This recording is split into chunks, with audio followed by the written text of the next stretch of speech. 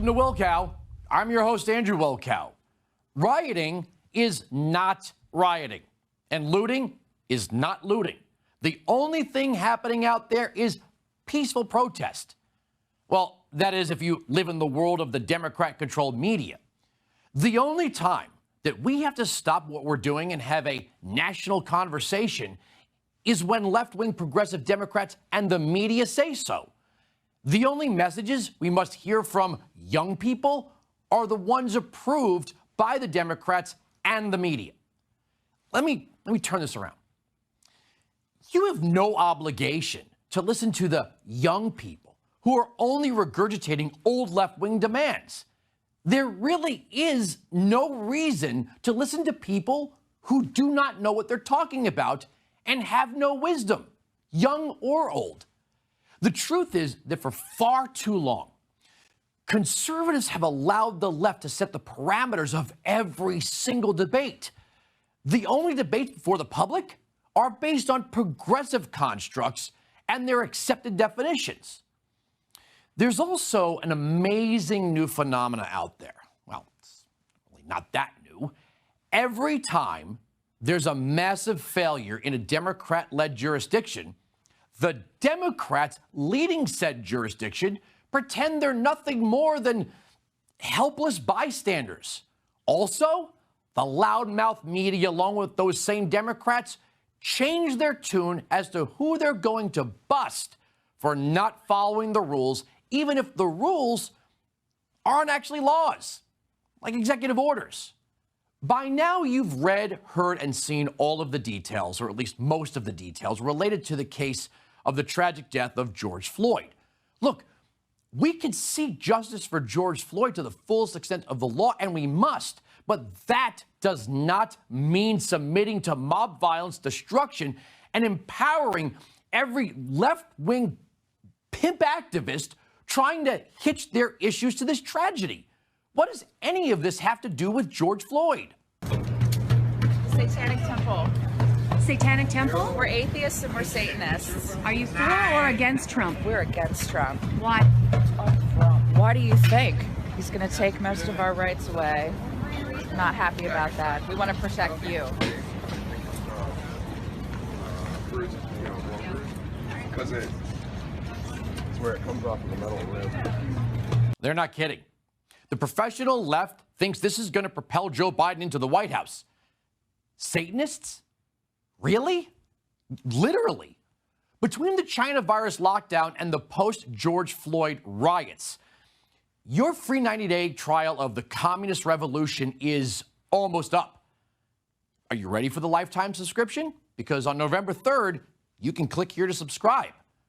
Try to imagine the Democrats holding ultimate power going forward. What's not to love, right?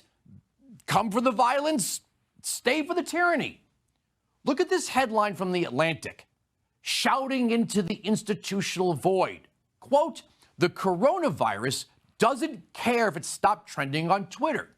Many demonstrators are wearing masks, but with thousands of people in close quarters, shouting, singing, tear-gassed, it's impossible not to worry that the curve, finally bent in New York and other cities, is about to spike upward.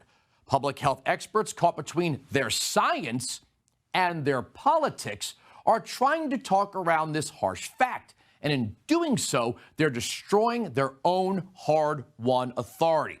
More than 1,000 have signed a letter that distinguishes the anti-lockdown protests of a month ago, which they denounced as selfish and irresponsible, from the much denser anti-racism protests, which they support on the grounds that racism itself is a threat to public health. So, science be damned, right? Wow, that coronavirus is one polite virus to stop its own spread so people can riot. Protest. The media and the Democrats like to blame President Trump for what they consider his dangerous rhetoric. But the president is nowhere near what took place in the Democrat-controlled city of Minneapolis and the Democrat-controlled state of Minnesota. Well, then, in the aftermath, the unthinkable was attempted. Thousands of rioters, hearing the Democrats, tried to breach the walls of the White House.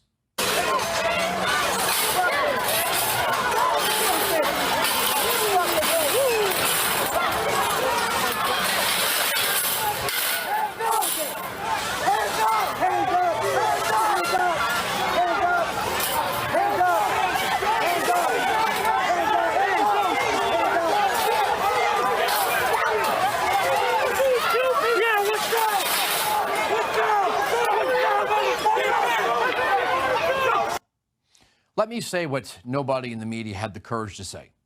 Those people wanted to kill the President of the United States. Democrats, the media, silent. They actually tried to convince you that these people were peaceful. Remember that time when conservatives tried to storm the White House under Obama? Yeah, me neither. You know, it wasn't that long ago that the media, Hollywood, all the snarky Democrat blue checks on social media were ordering us to stay the F home. They snarled at the masses to follow the penciled-in edicts of blue state governors. They called peaceful protesters in places like Lansing, Michigan, racists, Nazis, fascists. They cheered as business owners were arrested and scolded by judges. They said Trump and the red state governors were going to get us all killed if we reopen the economy. Remember these images? Remember the tough-as-nails healthcare heroes taking on those despicable MAGA types? The media fawned over people dressing up as healthcare workers, blocking traffic, staging counter-protests as millions were losing their businesses and jobs.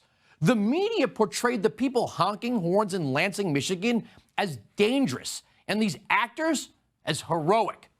Stay home, they said, or else, they said. Then came the tragedy that was the death of George Floyd. And let me say this. You can back the blue, as I do, and still believe this is tragic. But as fast as Minneapolis went up in flames, the media ditched their pro-lockdown narrative and tough talk entirely and immediately pivoted to supporting mass violence and property destruction. CNN and MSNBC in particular have been grotesque. Look, it's not enough to shake your fist at the TV and talk about bias. Let me lay to rest all doubt. Here is MSNBC covering the peaceful anti-lockdown protests in Michigan. When they did this rally, they were saying that they wanted people to stay in their cars. Social distance, honk your horn, bring your truck, but stay in the truck. Well, as you can see behind me here, that has not happened here. A lot of people decided to come on foot. Now, there are a number of differing groups that have decided to go along with this protest, and that's what we've discovered. Because the original group that wanted people to stay in their cars, for the most part, people did stay in their cars, but in this particular instance, other groups joined in as well. Lots of signs, a lot of people feeling like their liberty has been infringed upon. Now look in the background. There was no violence, no property damage, yet the media and the Democrats portrayed these people as dangerous. Now, here is usual suspect MSNBC's Ali Velshi literally doing his best Baghdad Bob impersonation. I want to be clear in how I characterize this. This is mostly a protest. It is not, generally speaking, unruly, but fires have been started. That's not even close to the absurdity of CNN's coverage. Literally, as a mob of savages were throwing incendiary devices at police trying to protect the CNN headquarters from being overrun, Fredo was out there making excuses and trying to downplay the whole thing. They're here under the premise because a black man was killed by police. They want to hold police accountable.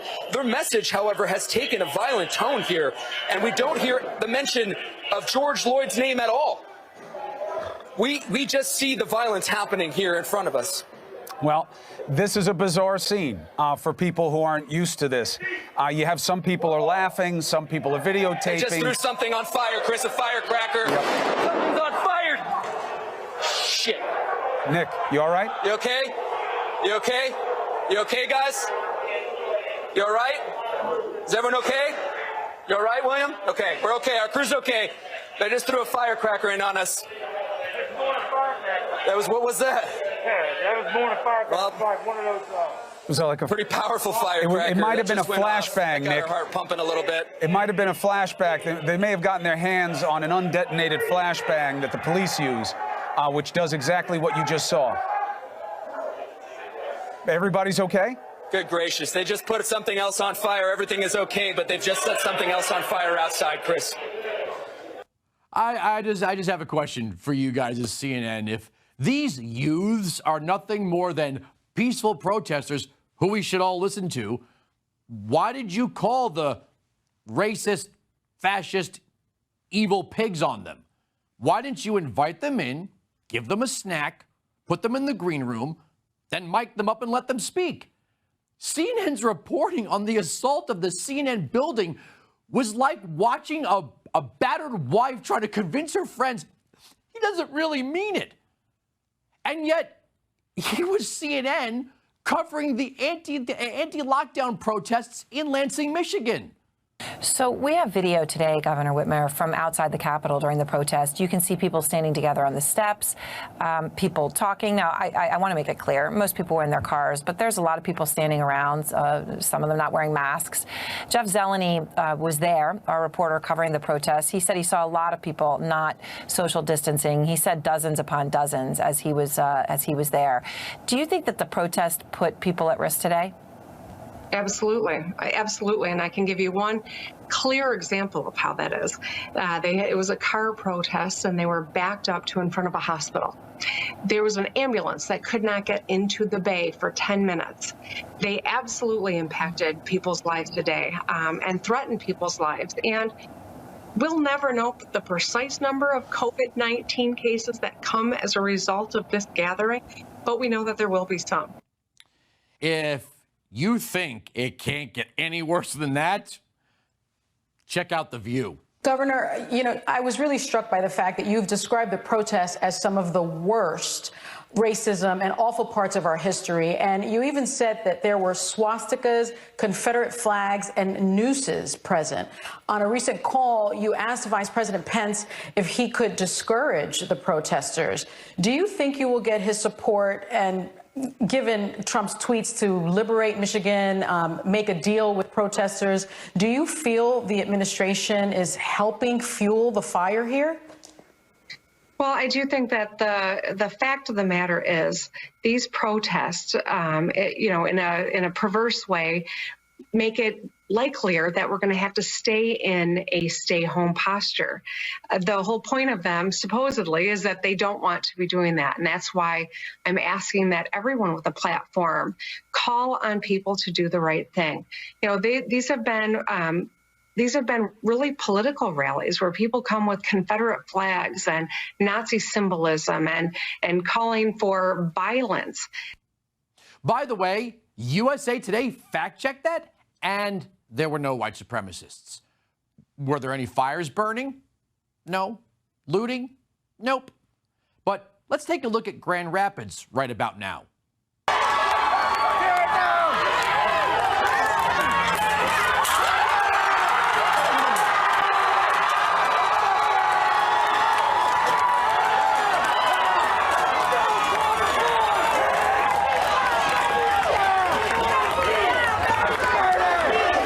Protesters, and I dare say this is turning and taking on the tone of a riot, smashing through buildings, taxpayer paid for buildings, and causing tremendous damage.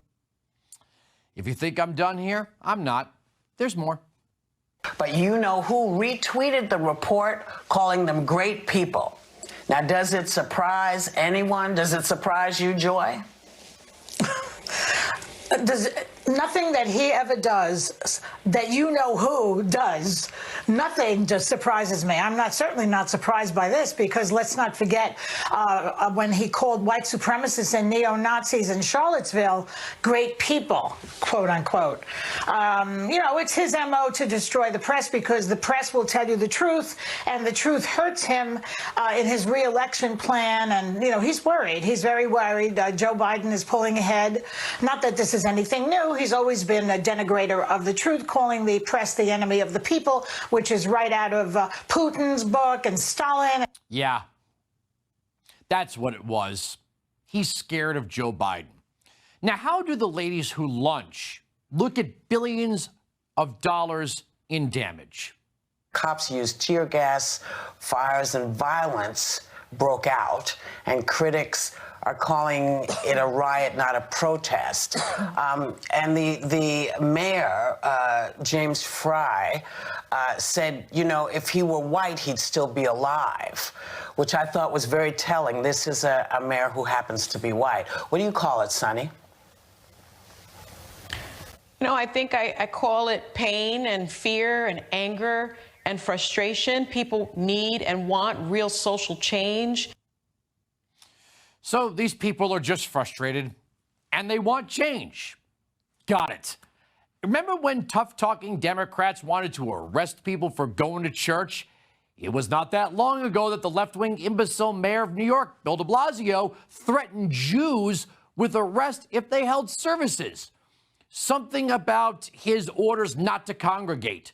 Well, here's how New York City looks far, far away from Minneapolis.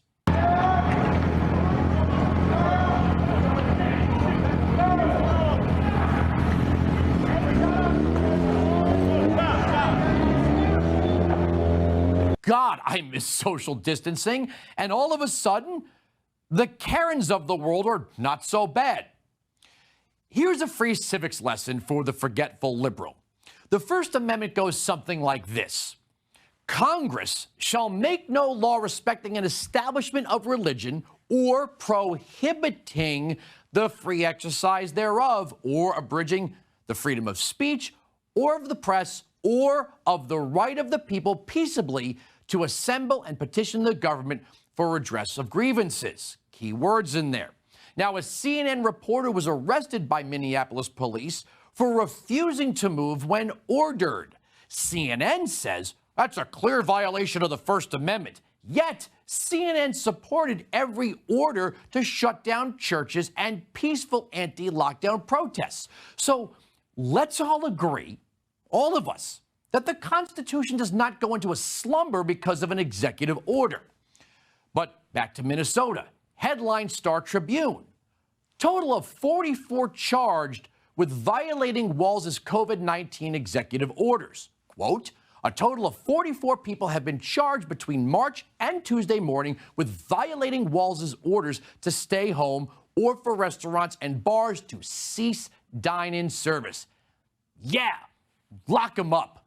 Well, here's Governor Hang 'em High, Tim Walz. We promised you today, and I want to thank Mayor Fry for the leadership today, and I think the issue of coordination and communicating together, this is the largest civilian deployment in Minnesota history that we have out there today.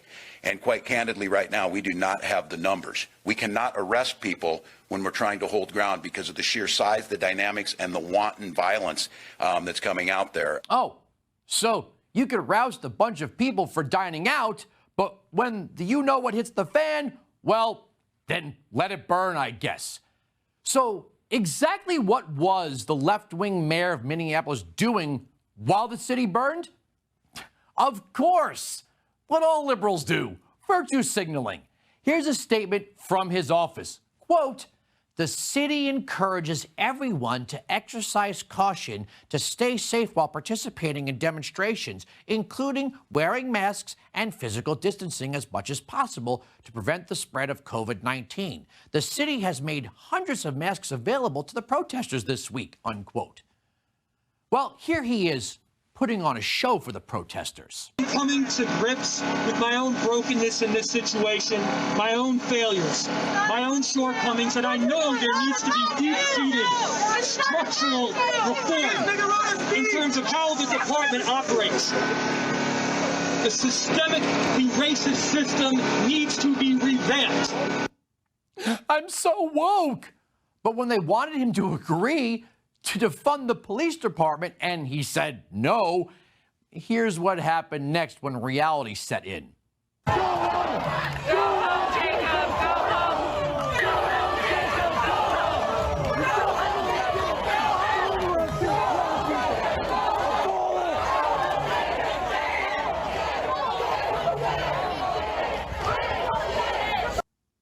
Wait, I don't get it. If kind-hearted liberals like you are running the show, how could this cancer of racism be so prevalent?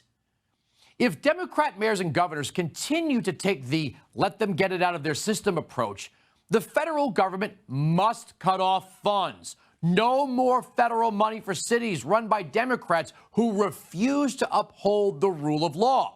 No more federal money to rebuild Minneapolis or any of these cities. Zero, zip, zilch. And no more of this game these Democrats play where they cry to the media about the problems of their communities like they're nothing more than bystanders. Look, if your jurisdiction sucks, guess what? You're partly to blame. There is some good news. The destruction will stop when these people have to get back to work. That's a joke. Try to imagine now having to pay taxes so the Democrats can hand out universal basic income to all these peaceful protesters. So here's the argument. You've no reason to hear from people who are screaming that this country is a barren wasteland of racism and despair. Calling the left bomb throwers?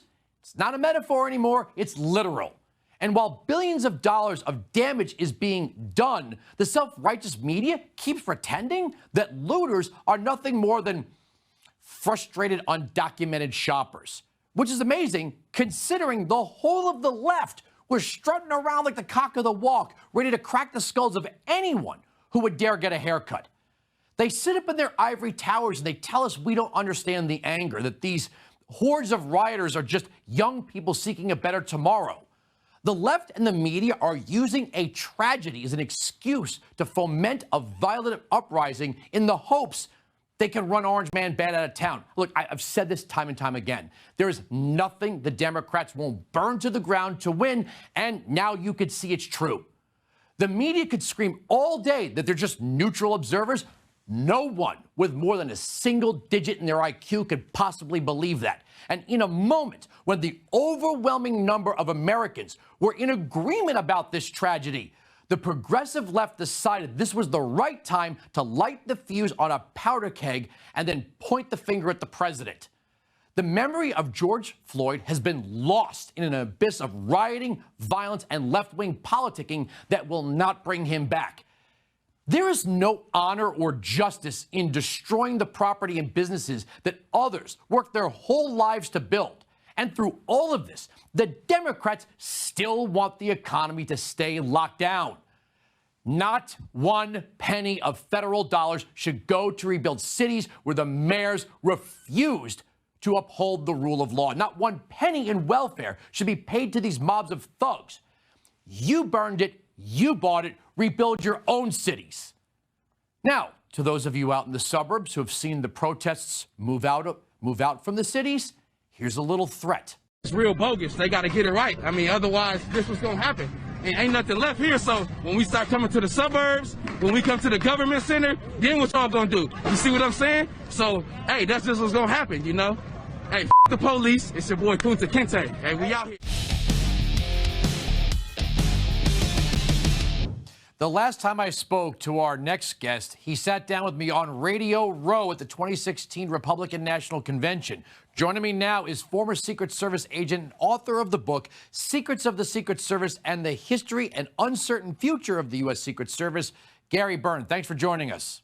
My pleasure. Thank you for having me. All right, I want to get your hot take on the protesters trying to breach the wall of the White House. I said in my monologue, I said in my radio show, I do believe they were going to try to kill the president if they succeeded.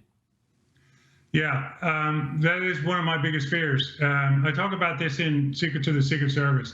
You know, it started out with this soft threats against the president from Hollywood people, from Madonna, and now we're at the point where these terrorists, Antifa, whatever you want to call them, are actively trying to breach the fence. The Secret Service has many layers of security. You and I have talked about this before. It's concentric rings of security. You have the outer perimeter, and now they have a middle outer perimeter. Then you have the fence line. Then you have the inner perimeter. They're using dogs.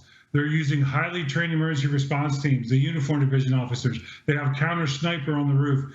They are prepared for this. And it's not that they don't believe, they understand, the Secret Service understands there's a scenario where they may breach the fence. And they're set up for that. And then there's a scenario where they get within 10 feet of the mansion, and they're set up for that. There's going to be a point where these protesters are going to find out what the term deadly force or retaliate, not so much retaliation, but the police force is meeting the threat level, and they're about to find out. You know what's amazing is Secret Service agents are like any other group of people. They have their own personal politics. Many Secret Service agents have served under presidents they didn't vote for and don't agree with, but that's the job. You protect the president by any means necessary. So this has nothing to do with politics. What's frightening here is the Democrats and the media do not seem to view this as potentially a national tragedy. The assassination of Kennedy, the attempted assassination of Ronald Reagan. Look, I will say it. If protesters breached the White House and killed Barack Obama, it would have been a national tragedy. There's no other way to look at it. But because it's Trump, the Democrats and the media, they really seem to be shrugging their shoulders at what took place at the White House gates. Yeah, so basically what you're kind of describing to me is the mainstream media and Democrats in Congress, they're basically downplaying the importance of the office of the presidency because of their personal hatred for President Trump, because he's not a politician, because he gets stuff done. He makes them look ridiculous. But I will tell you, I mean, you know, I wrote a whole book about the Secret Service and the procedures, and my issues with the Secret Service are not about the men and women. It's about their management system. So setting that aside, I promise you, these men and women, when I was in the Secret Service, and let's just say for the sake of conversation, in 2016, Hillary Clinton had become president, and I was still in the Secret Service, I would protect her to 110% of my ability. That's the job. And 99.9% of Secret Service employees can set aside their politics, and they like their jobs, and they like the excitement, and they want to do the right thing, and they will stop these thugs and terrorists. It's not going to be pretty. See, here's the thing. The mainstream media wants you to believe that when these people jump the fence, that the Secret Service is going to say, okay, get down on the ground, or when these people jump the fence, they can just say, okay, I changed my mind. Once you breach that fence, you have started a chain of events that you're not going to like the outcome. And you know what? Look, all presidents get threats. Barack Obama is not unique. Donald Trump is not unique. I have made visits to the White House. I've talked to the uniform guys. I've been there when people are screaming. I asked one uniformed Secret Service agent, I go, how long does this go on? He goes, from the minute I show up till the minute I'm off duty. He's like, it's all day, every day. So that comes with the job. But we've